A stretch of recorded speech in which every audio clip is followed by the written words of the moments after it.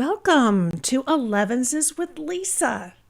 Hey, this is our little slice of heaven where friends get together and have tea and talk about their favorite thing, the thing that never fails to put a smile on our face, genealogy. I'm Lisa. I'm the Lisa part of this whole thing. And I am Lisa Louise Cooke of Genealogy Gems. If you've ever listened to the Genealogy Gems podcast, you might recognize that name. And certainly we love meeting here visually, not just audio, but visual here at Elevenses with Lisa. It's funny. Somebody was asking me the other day, so are you ready for 2021? And I'm like, I've been ready since April 2020, right? Are you feeling that way? I am. But it did really get me thinking about being ready for a new year of genealogical research success. And I admit, upon occasion, when it comes to getting ready, I'm not always ready. Like when Bill and I go out to dinner, I've been known not to always be ready on time. So I guess it wasn't any surprise that when I told Bill I was going to do this topic, he said, "Oh, that's awesome. What are you going to do? Teach him how to turn 5 minutes into an hour?" Okay, well, maybe not. But in this hour, we're going to cover how you're going to make the most of the year, how you're going to make sure that you're ready to be successful, primed and ready to go, and focused on what your goals are. It would feel really good to get some real wonderful things accomplished that we've had in our heart's desire. So I've got 10 items for you, really 10 questions. And my guess is that after we kind of cover these, that it's going to continue to spur other thoughts and ideas of things that maybe we need to do a little bit of work on in order to make sure that they don't become stumbling blocks for us. So consider this a little bit of a tune-up. How about that? A tune-up for 2021. So let's get started.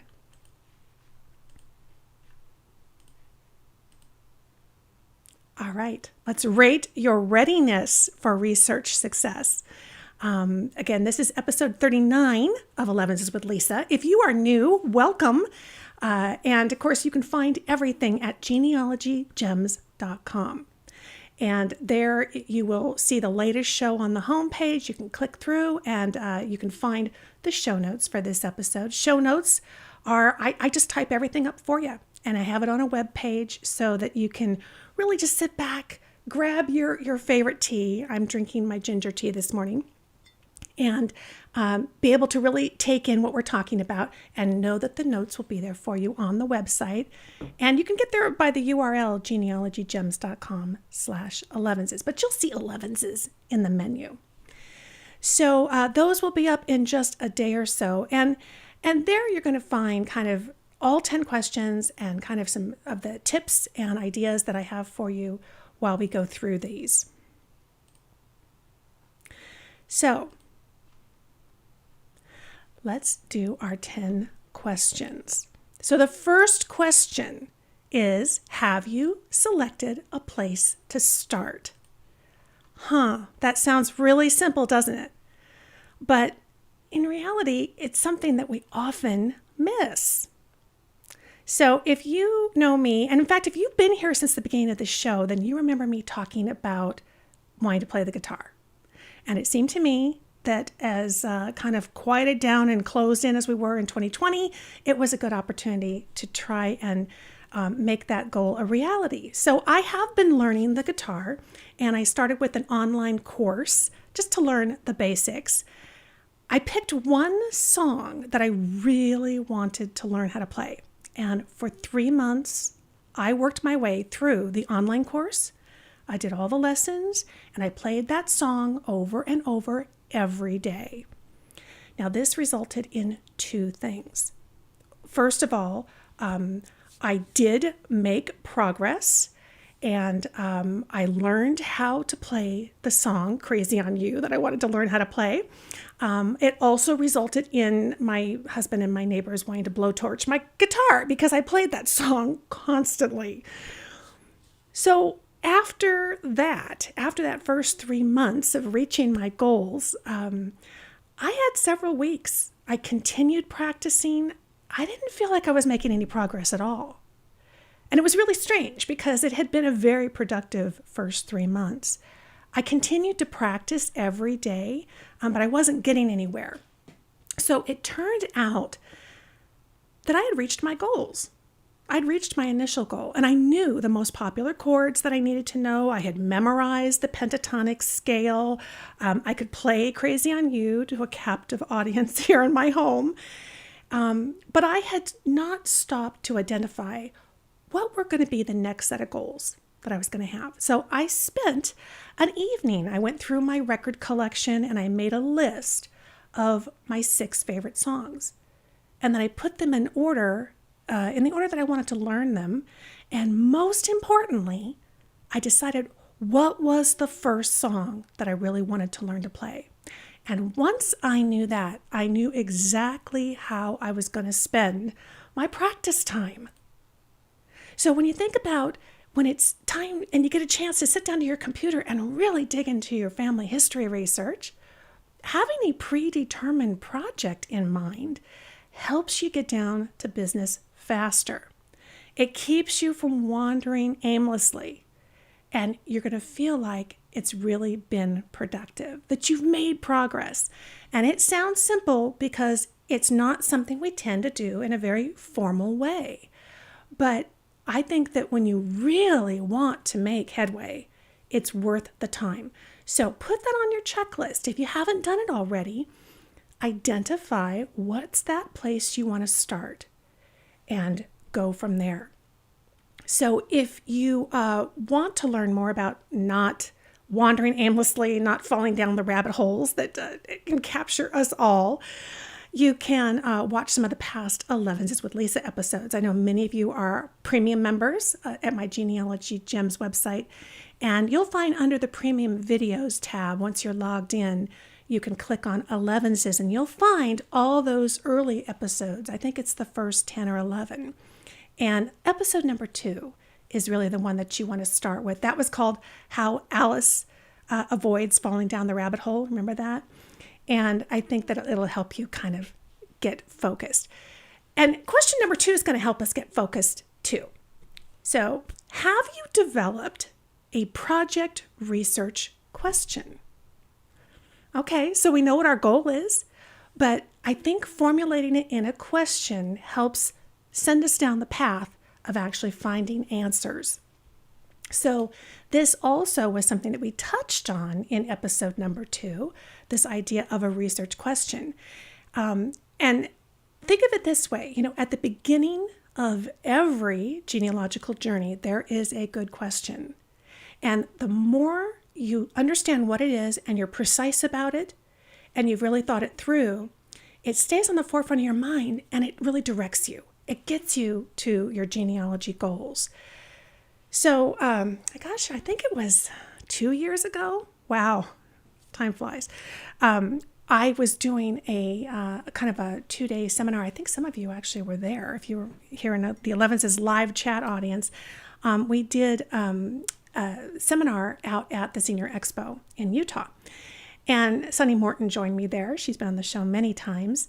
And we kind of worked together, a tag team, on kind of helping the group learn more about how to formulate their questions. And so she shared the project that she really wanted to work on.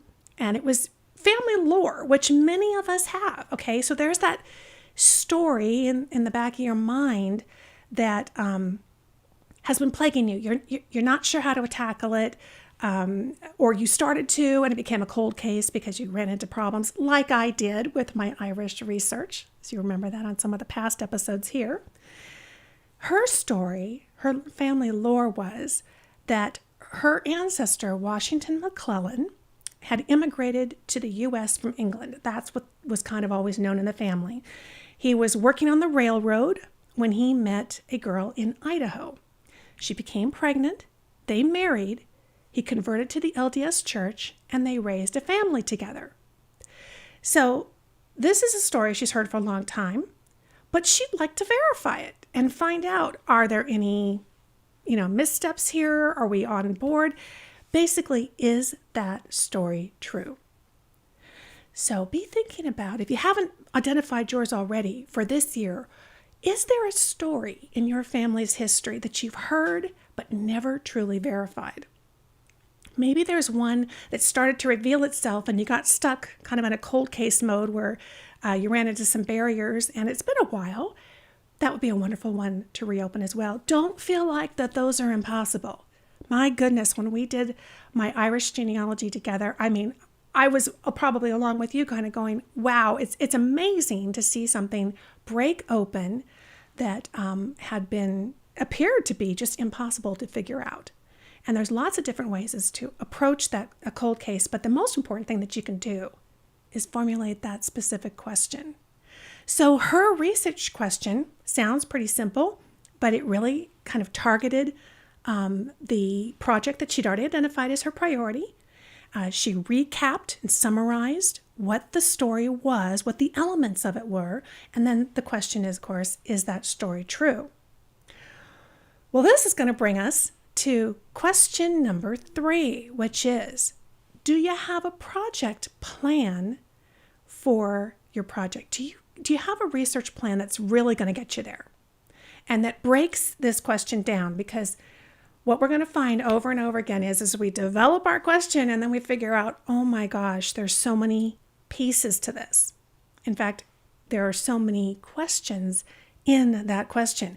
If you think about hers, yes, she has a targeted project and she wanted to know if it was true. She knew she was going to want to verify it, but there's actually a lot of questions built into just that one question.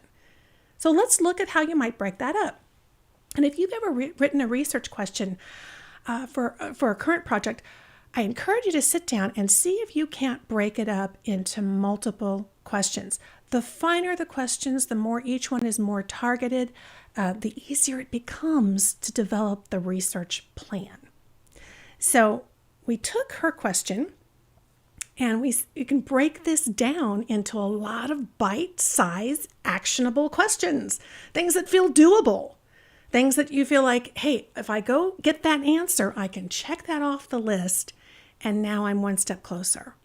So her question about, is this family story true with all its details, really broke out to many. Where exactly was Washington born? So, and where was he from? Was he living in the same place? Where did he immigrate from? So even that one could have a couple of questions in it. When did he come to the United States? So we need to kind of isolate that moment of immigration. And why and how did he end up out west? Now that might be a focus on occupation. I don't know. I'm guessing actually that when she tackles this one, that could break down into several additional questions as well. Did he work on the railroad?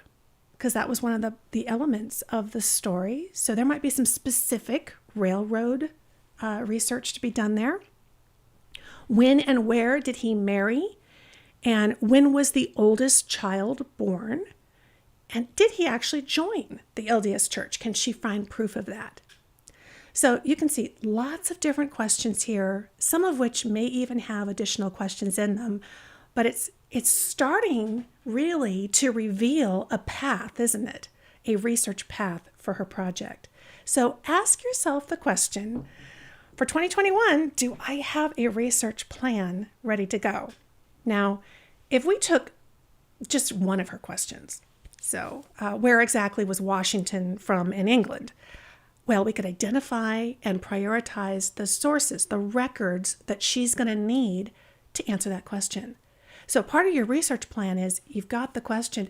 Now we have to make a list. What are the records that we think would have the relevant evidence that we need? Some of these might be in archives and libraries. We need to make a trip, or we need to hire somebody, or we need to go on the random acts of genealogical kindness and see if there's somebody in that area who could look that up for us. They have a Facebook group. Or can we do this online? Could we do this right here from our computer, perhaps with some of the genealogy subscriptions we have, or using Google to do some of the free searches? So your research plan starts to kind of make itself as you follow these questions. As you're asking yourself each one, you've got your project, you've got your question, you've broken it down into multiple, and now we're getting the lists of the sources, the records, and where might they be found. And that in itself is going to have a little bit of research to be done, all of which you can do that part online for sure. Is you can go onto WorldCat, you can check Google Books, you can do Google searches, you can look up the archive websites and library websites, check their catalogs. So much you can get done before you ever have to think about leaving home or getting some help. So this is going to determine the order in which you're going to locate each identified record. As we're thinking about, and we're really doing our research on where are these records held, we're going to start resorting them a little bit, because we're going to realize, oh, well, this one's right down the street, or, oh, this one's already at MyHeritage. I have a subscription, but this one is going to be a little more challenging. And we also kind of have to look at the type of records they are. So are these kinds of records the best ones to start with? Me, I kind of like getting them all, because you never know, right, what's going to be on each one, each type of record, even if it's giving you some of the basic essential answers to your question. Gosh, they might have other little details that no other record has. Those things written in the margins and on that kind of stuff. So it's nice to be able to get all the records possible. And I'm interested, for those of you, I know you're watching here in the live show. If you're watching in the video replay later, go on down in the comments field, whether you're on our website on the show notes page or you're at YouTube, and put in the comments or here in the live chat, have you created and used a written research plan before? I know most of us who've been around for a while have heard about this, right? And maybe we've scribbled a couple of notes, put some sticky notes around our monitor and kind of said, okay, this is what I'm focusing on. Have you really written out a detailed plan? It's a wonderful exercise. It's a really good exercise just to ensure you haven't missed all the opportunities. And so that you can pick it up and put it down.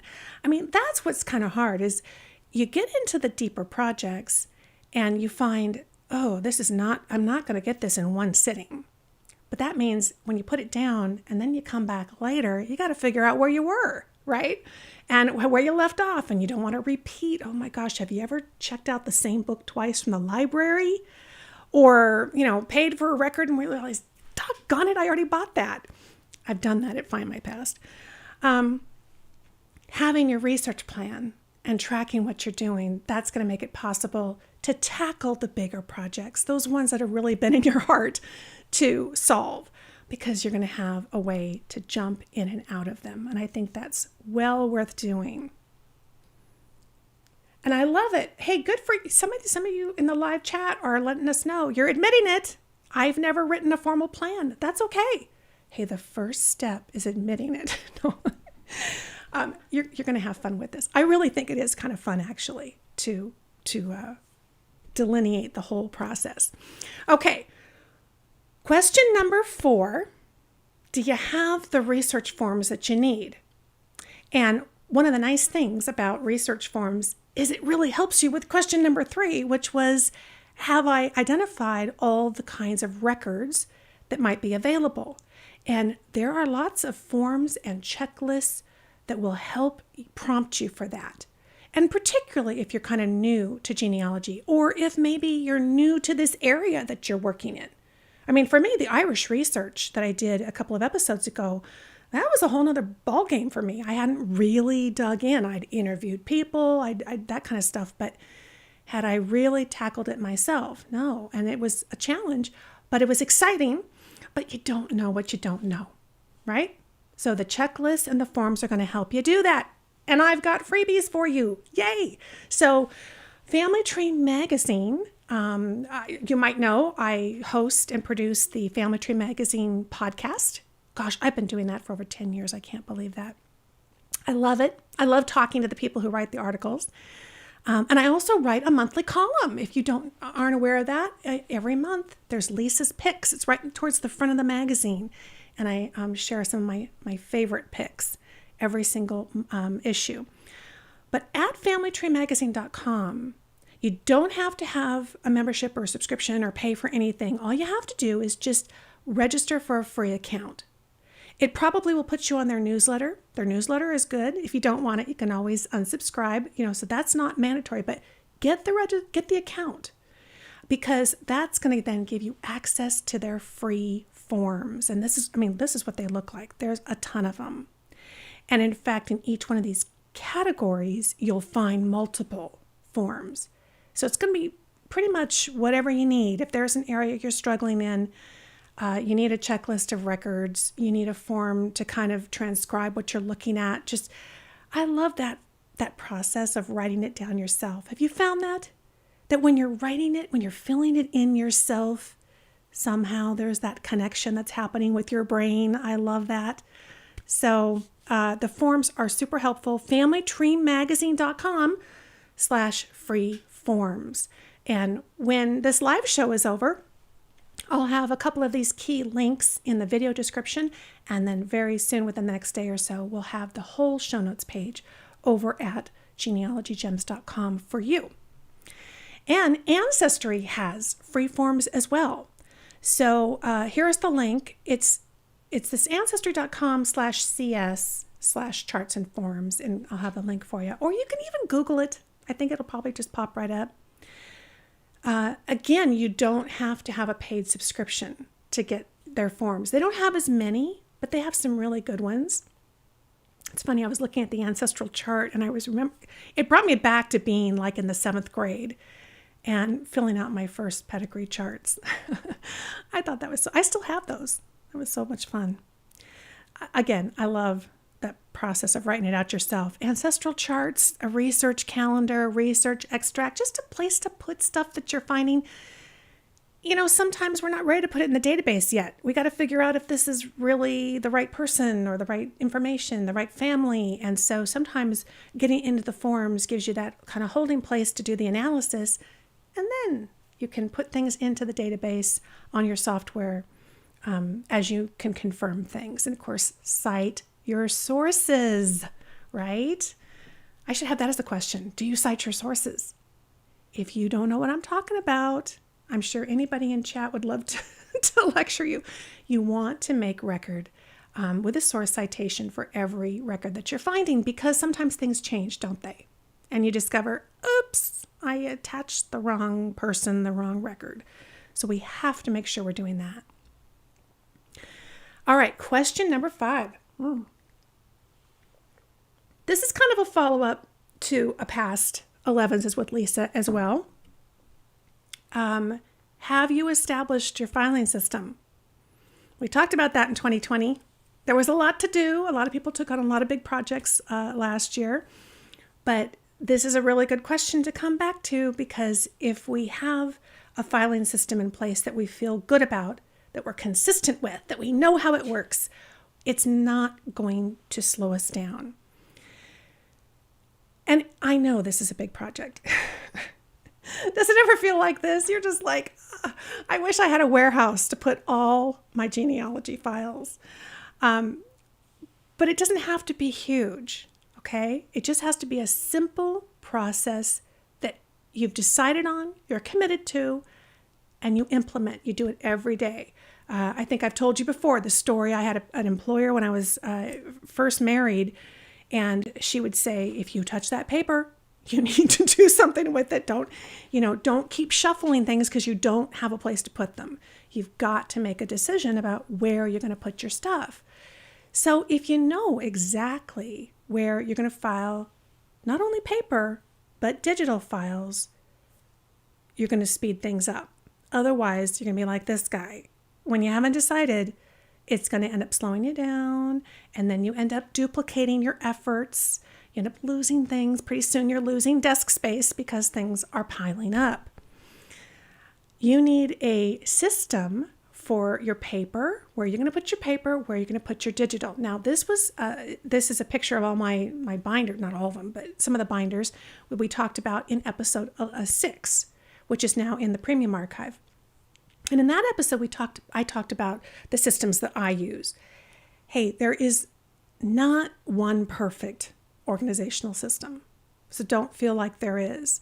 and that you have to, I think what really snags people is they spend so much time researching all these different organizational systems that people have, and they never get around to actually doing one because they're afraid if I start this and it's not the right one. Well, here's the thing. It's your system. So if you find there's just some quirky parts about your research that this system isn't quite meeting everything, tweak it, document how you're going to do that, and stick to it. That's all you got to do.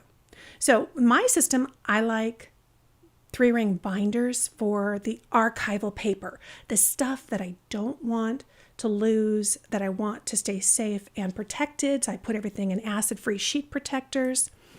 And then I have a digital file system that kind of mirrors the structure. I don't want this blonde brain to have to think too hard about, okay, well, I do it this way for paper, but I do it this other total different way for digital.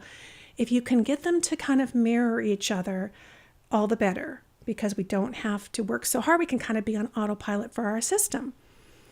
And in that episode, I talked about kind of the different components. So if you think about actually where you're filing information, first and foremost, I recommend that you have a genealogy software database, a master database that resides on your computer. You've got control of that. And then you need a place where your active work is happening. So if you're web clipping something off the web, if you're making some notes, if you took a quick interview with somebody, I use Evernote. So sometimes a cloud-based note-taking system is really the thing to have so that you can have it on the go. It's flexible. It takes every kind of note you can imagine, and it also works on all your devices because we never know, whether we're just going to have our phone with us or whether we're going to be using our laptop or our desktop. We want them all to talk together. So I think of the stuff that I'm doing there as this is the project I'm actively working on. It's not, in a sense, formally archived yet, if you will, but it's the active stuff. When I'm downloading records from the genealogy websites, then I extract the information, I kind of process it, but then I need a place to archive it. And I don't really use Evernote for that. I want to just, digital documents are large. I put them on my computer. And so I have the folders that I've created. We went through those very specifically. And in fact, if you're a premium member, there's actually another 2-part set video series called Hard Drive Organization that goes even more detailed as to what we did in episode 6. But whatever you decide to do, get a structure that you can commit to and be consistent with. And I like, folders on computers are cheap. They're free. You can just copy them. So you can tweak it later if you need to, but we have to have a place we know we're going to put our digital files. And then when we get paper, and I'm not really talking about, print out paper, just stuff that I'm grabbing off the web or somebody sends me an email. I'm talking about original certificates, an original photograph or a letter that my great-grandparents wrote. Those kinds of things that I want archival safe. So those are going into an acid-free sheet protector. They're going into my 3-ring notebooks. That's the way I've been doing it up to now. And that's nice because the notebooks keep them nice and tidy. When you take it off a shelf, you know where to put it back because there's an exact spot. I like it much better than the hanging files in a file drawer, for sure. Now, here's a tip that I want to share with you if you didn't see episode 6, and that is to include a pending section. We got to have a place where we can put stuff that needs to be processed. But I'm not really keen on just put that in a basket because I could be working on a couple of different things. I've got different stuff coming in, and it might be on different research projects. So if I'm throwing all of that in the same basket, now that's getting kind of muddled, and it's going to be hard to pull out what I need when I'm ready to sit down and work on the Burkett family. So in my notebooks, I have a pending tab. And you can see kind of the system I use here. I use head of households as my tabs to differentiate between the generations.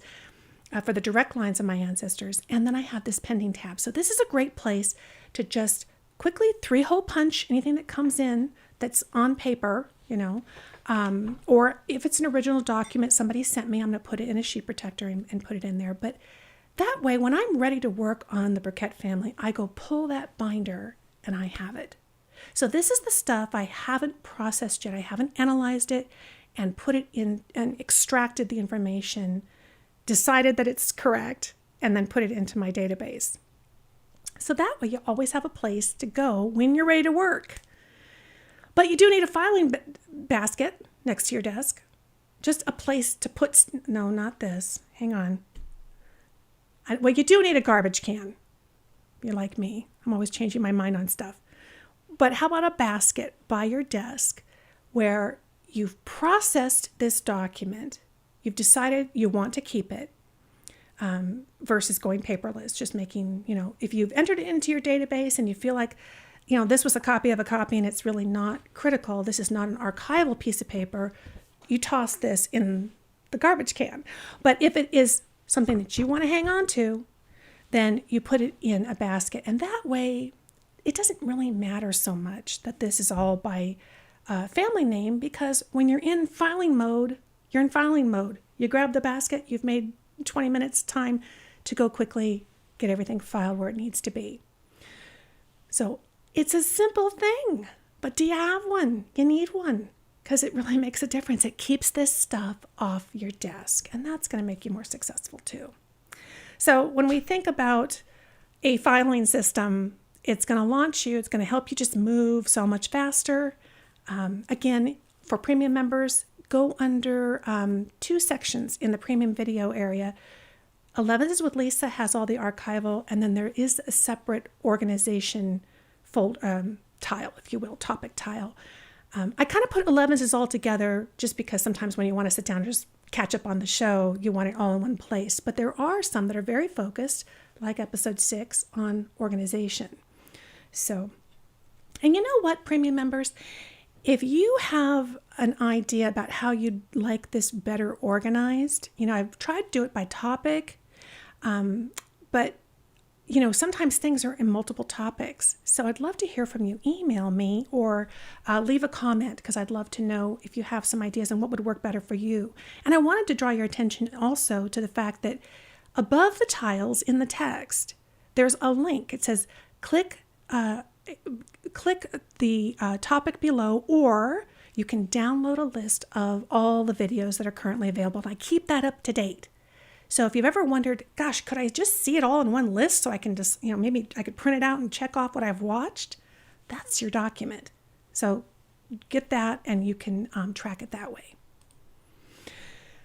Okay, question number 6 is, do you have the supplies that you need?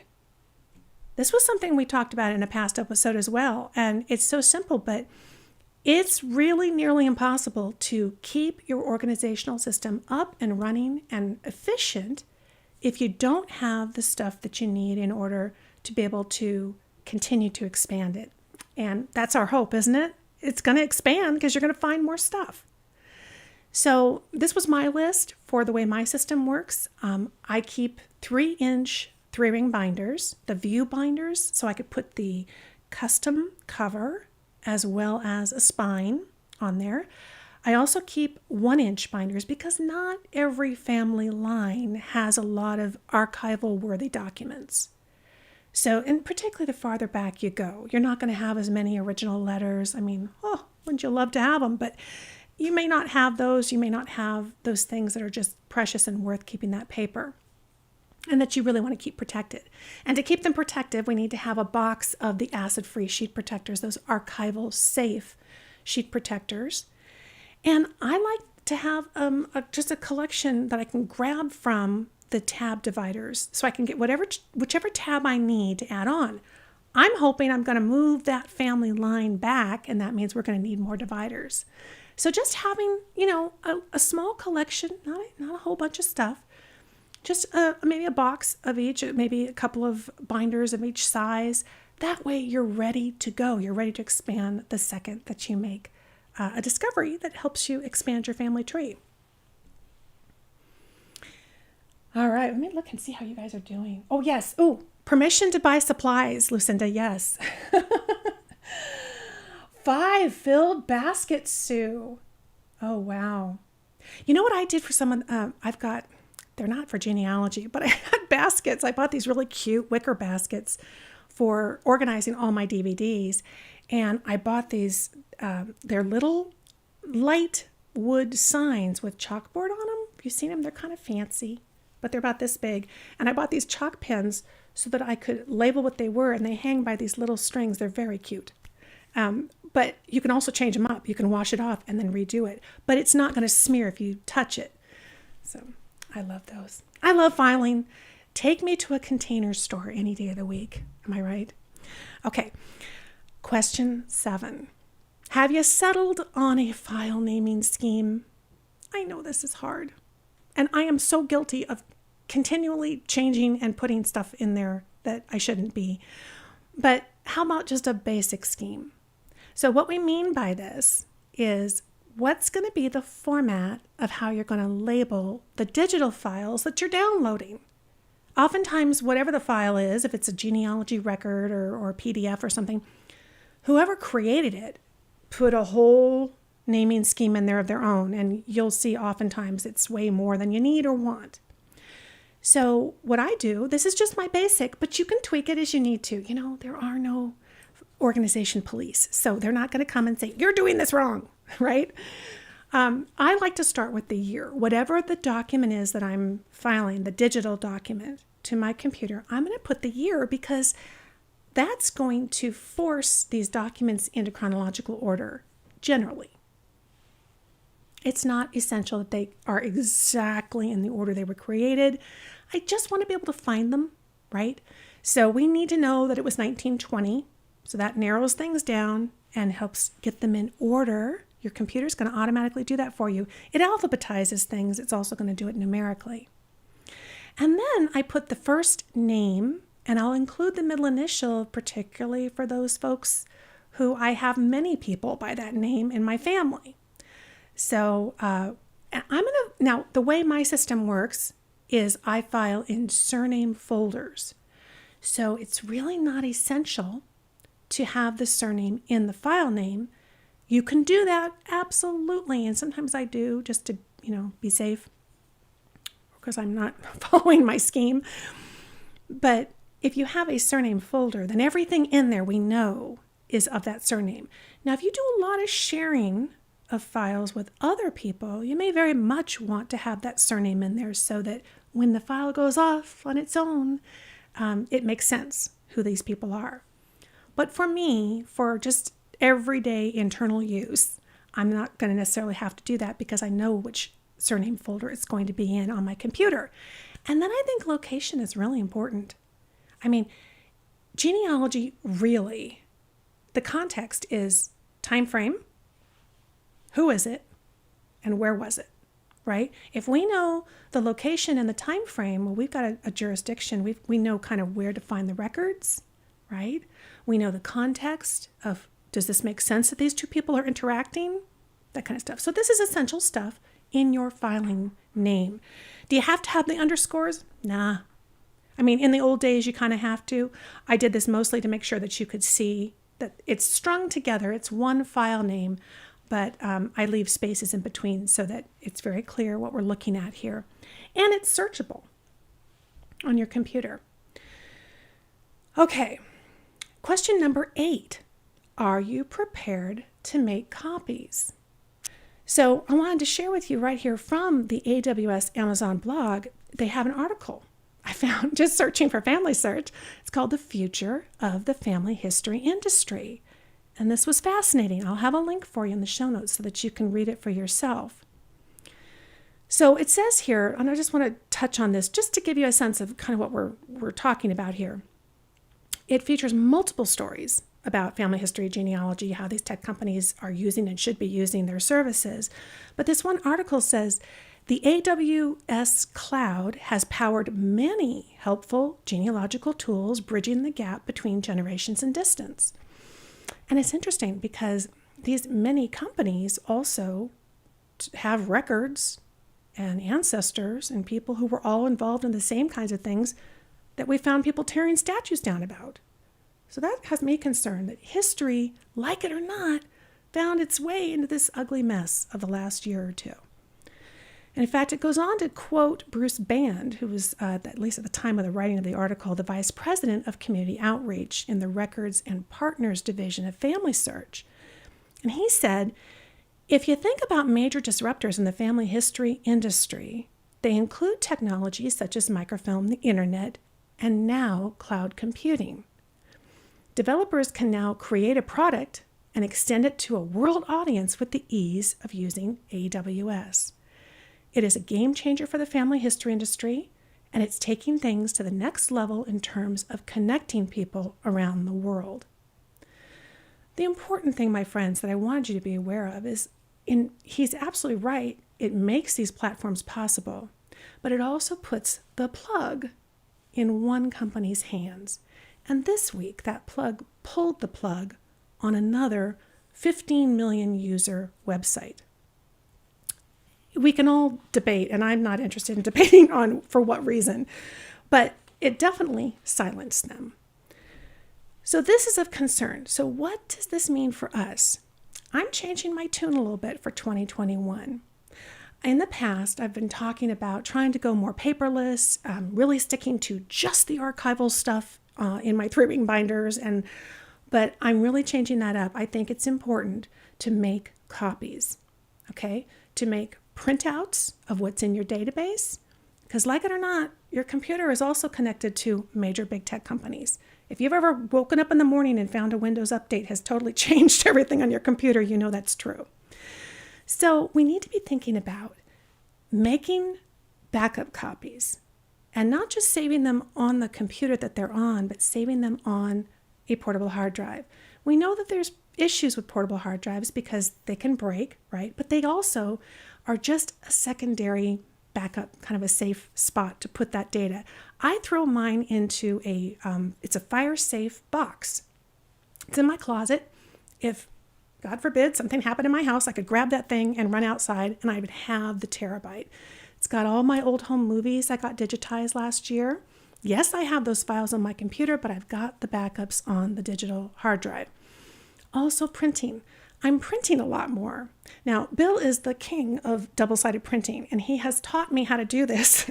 In fact, for documents that I really don't expect to be, they're not archival safe. They're just things I want my own copy of, not just what's digitized on my computer. I've even put 2 on a page and then double-sided the page. So we don't have to immediately explode into huge volumes of paper. We can do this economically, and not every record needs this. I'm really, really interested in keeping those copies of records, particularly for those direct ancestor lines. They're really the key to everything else that branches out from our family tree. So if for some reason some genealogy company gets on the bad side of a hosting cloud company, I want to know that I can still look and say, yes, I've seen that birth record for my great-great-grandfather, and I have it. So I wanted to encourage you to think about just being prepared to make more copies than you've done before. And we want to make those digital. We want to keep them in a safe place, and we also want some paper ones as well. I'm not so sure. Right now, I am filing them in the 3-ring binder. I'm just not putting them in sheet protectors because they're not archival safe items. So I'm putting them in there because I've got the space to do it. If there comes a point where I don't, I would have no problem with, going to my file cabinet and just creating a surname file and dropping those copies in there because they're really just a backup of a backup. And speaking of backup, have you backed up your computer? This is still key because your first line of defense is making sure that everything that's on your computer is backed up. And I'd be really interested to know those of you who did that this year. And how did you find it? Was it hard? I think most people just feel like, I don't know how to do that. I'm not a techie person. It's just a couple of clicks. It really is. It's not worth putting this off. So we've talked about it before. People ask me, I do use Backblaze. I am an affiliate with Backblaze. Excuse me. But they're a great company. I met them at Roots Tech. You can go to backblaze.com/Lisa. If you do that, you help support this show, which we very much appreciate. I'll have a link in the video description. But it's the last piece of this puzzle. So everything is going on. We've got it on our computer. First and foremost, let's get the whole thing backed up. It goes to the cloud, but I'm happy to report from everything that I can find and talking to them and looking through their website, they are not using AWS. In fact, this is a photograph of Backblaze's own servers. They have their own. So that was another reason early on that I was so impressed with them. It was the level of commitment and the fact that they have theirs. And then you're still going to have that new layer to consider that you want to do in terms of your paper, additional paper, and your own, maybe even a terabyte hard drive. Just have 1 terabyte hard drive on your desk so that you can put things on there to make sure you've got your own offline copy. That's the key. Even better, make copies and then give a duplicate set to somebody else in your family. Got to get it off site, don't we? That's what cloud backup does for us. It gets it off site and keeps it safe. And you can do the same thing with your additional paper and digital copies. So I know there's all kinds of awful, scary stuffs going on in the world. This is our happy place. And I want to make sure that you stay happy and you get to keep all your good stuff, the stuff that really matters for generations to come. And so that's why we're talking about that here today. And question number 10, have you scheduled ongoing education? My friends, we got to stay up to date. And hey, you do that because you come here. We're going to be meeting here every Thursday. Hang on, I need tea time. Okay, so we're going to meet here. I am so excited about 2021, and I've already got some really cool things lined up for you in the next couple of episodes, so plan on it. We're going to be meeting here.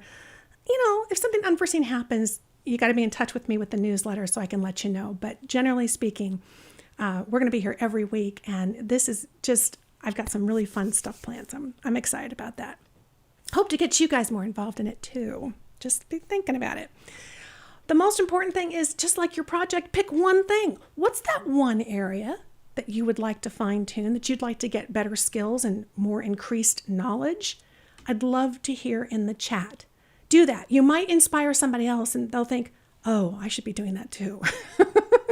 Like me, I'm still getting up to speed on Irish research. I'm learning so much more and reading books and talking to people and sharing the live chat. In what area of genealogy would you like to improve this year? And in fact, if you're not totally sure yet, how about this? Go in the chat or in the comments, leave me this answer. What would you like to deeper dive into? We don't, we do our best to cover as much as we can in 1 hour, but we've covered a lot of different really interesting topics here on Elevenses with Lisa, and I would be happy to dive deeper into the ones that really matter to you, that you feel like, hey, this is something I feel like I really could do more with. So put those down in the chat or in the comments. I'm looking here to see. Great. Yeah, do that. Writing and source citations, we could put that on our list for this year. If you are watching live, put it in the chat. If you are watching the video replay, you have comments at the bottom of my show notes page and also at the bottom of the video on YouTube. But I want to make sure that you stay here and continue ongoing education with me. So to keep learning with me here on the YouTube channel, youtube.com/genealogygems, be sure and click the subscribe button. It's a red button. Can't miss it if you haven't clicked it yet. That really helps us, and it will help you stay in touch with us on YouTube. And it makes it easier to find us, particularly if you want to watch it also on your smart TV. Once you click that, you'll see this little bell. You can click that. When you're on YouTube, if we do something, and I'm hoping to use this feature more this year, if I put up a new post, if I'm going to do an impromptu live, you're going to hear about it through the notification bell button. Now, last I looked, that's good while you're on YouTube. So you've got to be subscribed to the free weekly newsletter that I put out. Each week, I'm not going to hit you all day long every day with emails. But each week, typically on Wednesdays, I'm going to send you an email. I'm going to let you know how to get to the show notes for the most recent episode, what the new one is coming up, the podcast. events, whatever is going on in my world here. I'd love to have you be a part of it. So you can subscribe for free on our homepage. Also, how about this?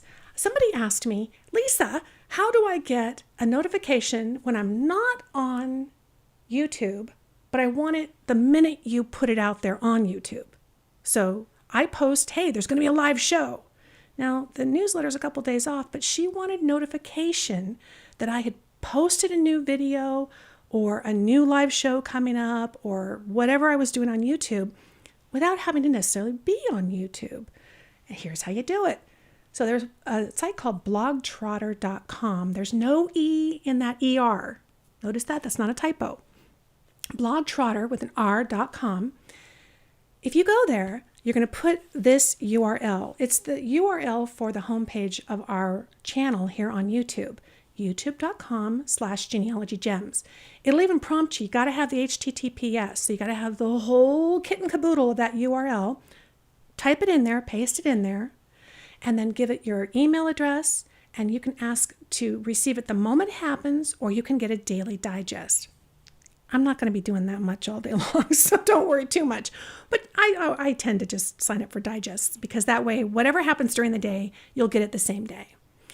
You'll get an email. If you're like me, I'm always in email. So if I want to know about something quickly, this is a great way to see that something new has happened.